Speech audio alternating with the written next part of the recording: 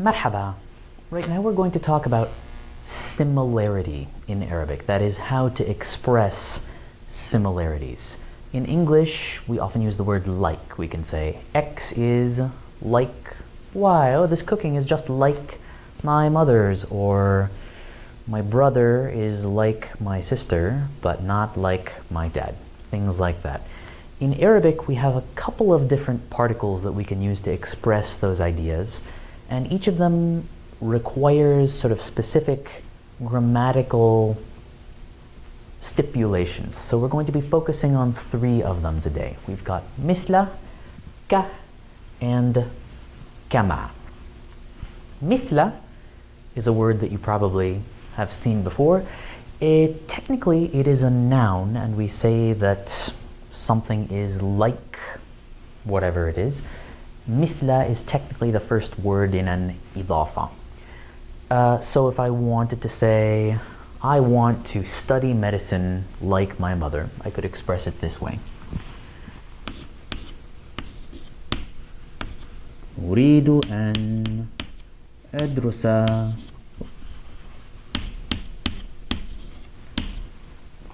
الطب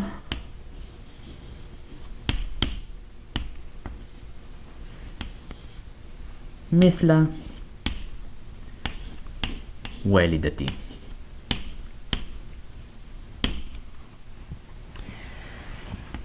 So here I have with mithla followed by a noun, and technically, just so you know, we have an idafa here. Mithla can be followed by a noun or a pronoun. So if we were already talking about my mom and how much I admired her and wanted to be like her, and I could say instead, I want to study medicine like her. And to say like her instead of like my mother, I could instead express it as mithlha, where the ha refers back to hiya, my mother. Pretty simple. We have some flexibility. Ka is a little more rigid. Ka is a slightly more formal way to phrase it. We might hear mitla in colloquial speech. Levantine Arabic uses mitl, where the tha becomes a ta. But ka sounds a little more formal, written, refined. And ka must always be followed by an actual noun. We can't attach a pronoun to it. That's another wrinkle. Ka always attaches to what follows. So we could express this same idea using ka instead with والدتي. We could say أريد أن أدرس الطب كوالدتي. But what we couldn't do is say أريد أن أدرس الطب كها. Doesn't really work, doesn't quite follow the rule. Another place, another circumstance where we see ka a lot is when we are hearing examples or lists of examples. Think of the situations where you would use such as in English. So we could say, she lived in the Middle East for a long time and visited many countries like or such as Jordan and Lebanon and Egypt, such as, and then we have a list of countries. So we would phrase it like this.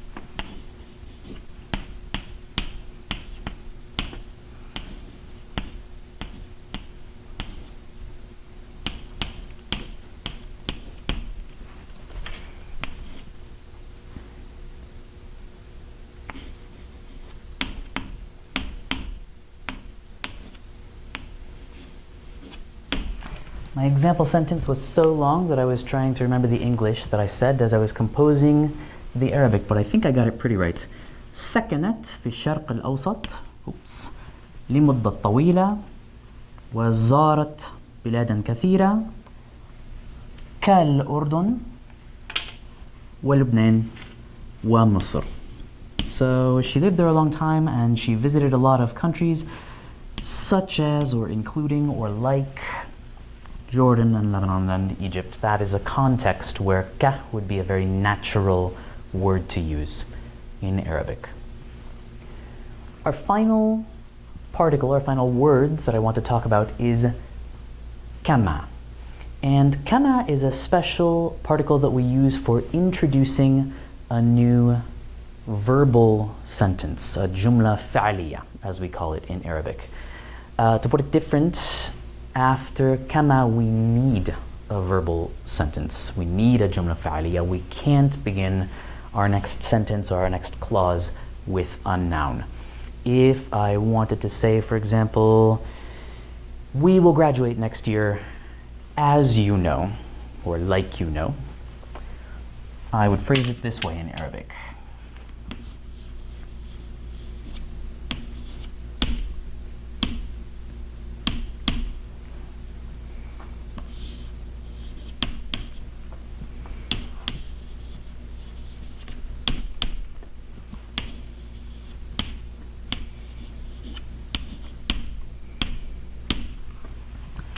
We will graduate this year, as you know. سنتخرج هذه السنة كما تعرف.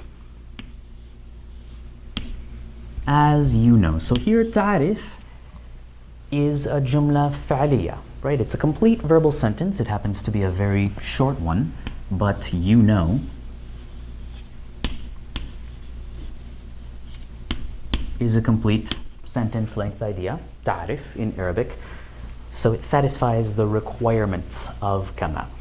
We can use any tense after kama. So if you've been following a certain Arabic textbook soap opera, we could also say in Fusha, for example, Khalid studied business like his father wanted.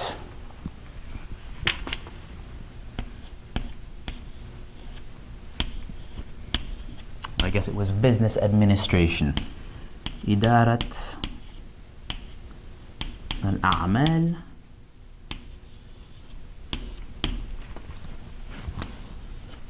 كما أراد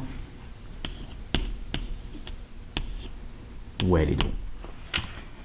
So here when we're saying as his father wanted or like his father wanted, we have كما followed by a jumla فعلية that starts with the فعل أراد.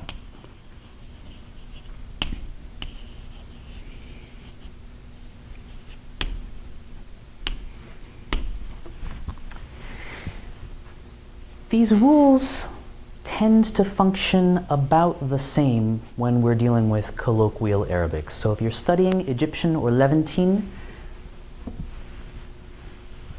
in Levantine we would say مثل with a ta to express the idea of like, or zay in Egyptian, and the same operations are true. We could say zayyaha, zay ummi, or mitl ummi.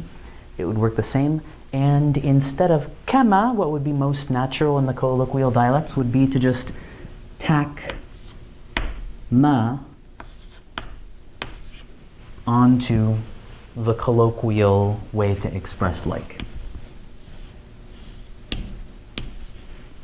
So if we were saying in Levantine, like his father wanted, I could say مثل ما كان بده, as he wanted, or زي ما كان عاوز in Egyptian. But the principle remains the same. We kind of need that ma as the glue to introduce a verbal sentence. It's not negating here. It's just a clue that the next bit is going to be a verb. It needs to be a verb when we're expressing that idea of similarity.